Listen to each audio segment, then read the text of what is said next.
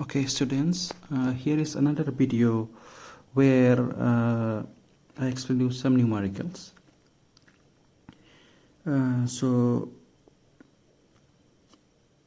On turning to page 40, you will see one question.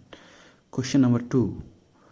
Here they have told you to calculate formula unit mass of given compounds. All right.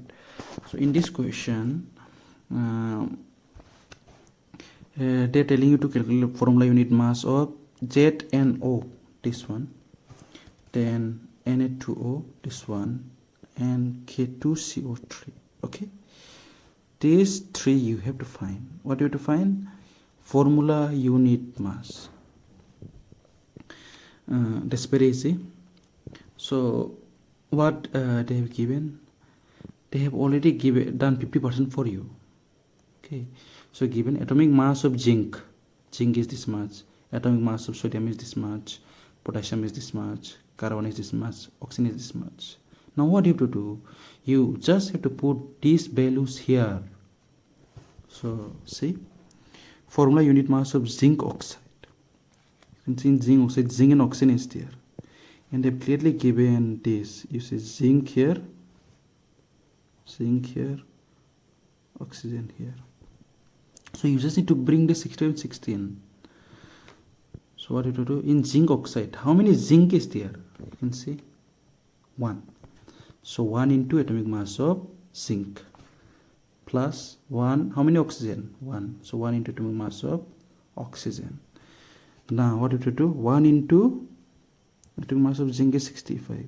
You see here 65, they have clearly given 65 plus 1 into atomic mass of oxygen. Atomic mass of oxygen 16. Okay, so when you add these two up, you are getting 81U.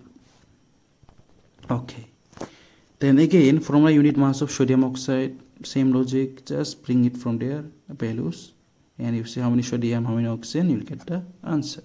Okay, one more, K2CO3.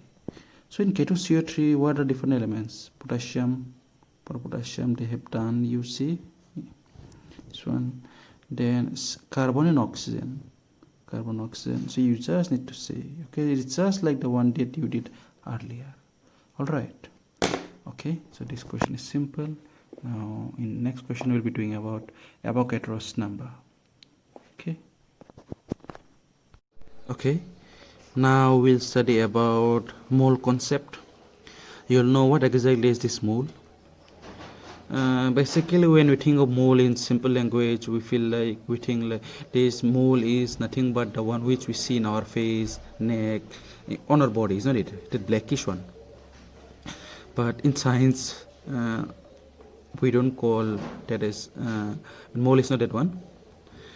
In science, mole is something which measures something. Okay. See, when we talk about potato, when we go to purchase potato, onion in shop, we asked in some units, isn't it? We don't ask like give me 1 piece of potato or give me 1 kilometer of potato. This is not correct. So we have to use one proper unit. Okay, so when we ask about potato and onion, we use either kg or grams. Similarly, when you go to some shop and ask for cloth to be stitched, okay, we ask in some meters, like 1 meters, 2 meters, isn't it? So what are these meters used for? What they quantify? They actually quantify length. Okay. Similarly, when we talk about number of atoms, how many atoms are there in anything? Like you can. All right.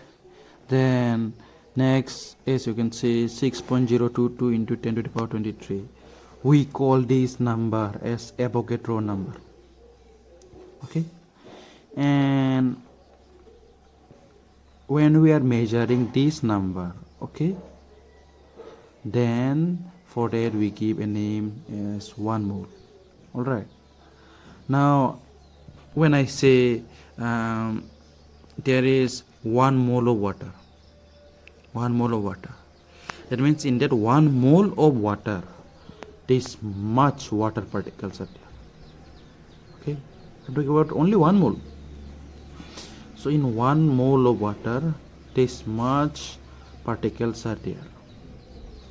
Okay. Similarly, when I say 1 mole of paper, this paper, there are this much number of particles. Okay, and when I say 1 mole of this pen, 1 mole of this pen, that means there are this much 6.02 to the power 23 number of particles.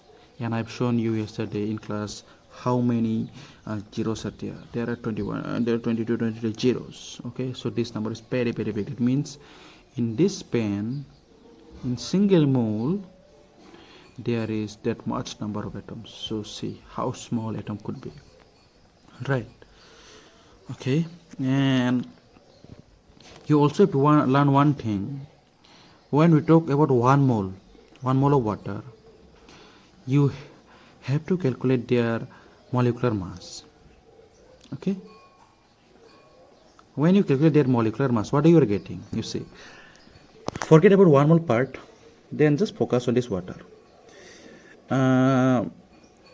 In previous videos and in class, we have done how to I've shown you how to calculate molecular mass, okay, of these such formulas. So as you can see here, in hydrogen there are 2 hydrogens, so 2 into atomic mass of hydrogen is 1, so 2 into 1 is 2, plus how many oxygen? 1. And what is the atomic mass of oxygen? 16. So 2 plus 16 is 18. That 18 I am writing here. Okay, and here you can use gram also, just for simpler understanding. So 18 gram of water. So you see 1 mole of water. 1 mole of water is equal to how much gram of water? 18 gram of water. Look, don't be confused here. 1 mole of water. In 1 mole of water, like I told you earlier, this much atoms is there. Okay. Similarly, in 18 gram of water also, this much number of particles is there. Look, this is equal to this. Then this value should be same for both. This is equal to this. This is equal to this. Okay. So 1 mole of water. In 1 mole of water, this much particle is there. In 18 gram of water, this much particle is there. Okay. Similarly, okay, for more better clarity, in 1 mole of carbon dioxide, how many gram of carbon dioxide is there? As you can see, 44 gram. But how I got this 44 gram? You can do in your copy, just a rough calculation. I'll be dictating here. So if you see carbon dioxide, how many carbon? 1 carbon. Okay, so 1 into, what is the atomic mass of carbon? 12. So 1 into 12, 12, 10 plus. How many oxygen? 2 oxygen. And what is the atomic mass of oxygen? 16. So that side we already have 12, 10 plus here 2 into 16, that's 32. So 12 plus 32 is 44. And again we are giving gram here. Okay, so 44 gram of carbon dioxide. So what does it mean? 1 mole is equal to 44 gram of carbon dioxide. Okay, so if 1 mole of carbon dioxide have this much number of particles, then 44 gram of carbon dioxide also have this much number of particles. Okay, all right. Finally, I'll give you my own example. 1 mole of DD, that's my name. Okay, this DD is my initials. So in 1 mole of DD, how much gram is there? Well, I can't use any formula for this DD, but I know the concept. Okay, what actually they are doing is, this 7,500 gram I've got from my weight, from my mass. Okay, how heavy I am. I am 75 kg, and if you convert this into gram, we are getting this. All right. So in 1 mole of dd, this much gram is there. So what does that mean? That simply means in 1 mole of my body, this much number of particles is there. Similarly, in 7500 gram of dd, this much number of particles is there. Okay, so this was basic explanation about Avogadro's number and 1 mole. As you can see here, I have written 4 formulas. Number of moles, first of all, number of moles, we denote this by small n, and formula is given mass by molar mass. Okay, and after that you can see small m by capital M, and here small m is given mass and capital M is molar mass. So this whole condition can be written as like this: n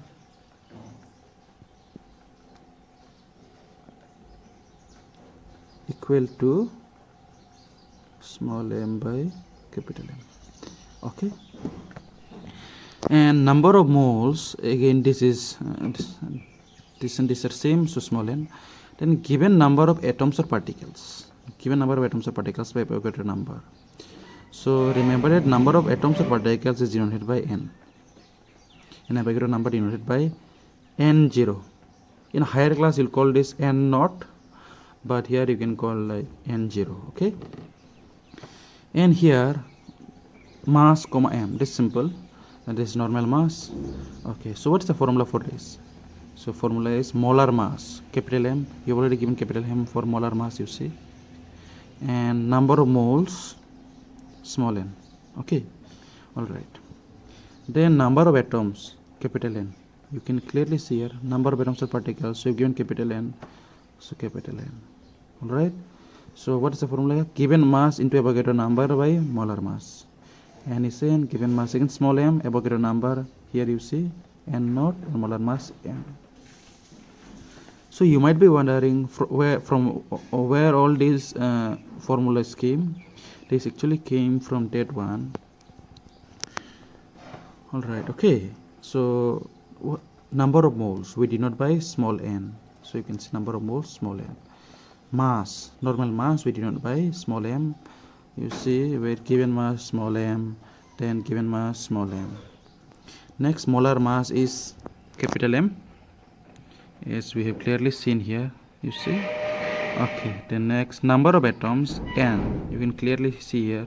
Given number of atoms or particles is n.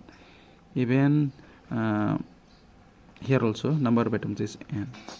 Finally, Avogadro number we denote by n0 or n0. So Avogadro number is this. Okay.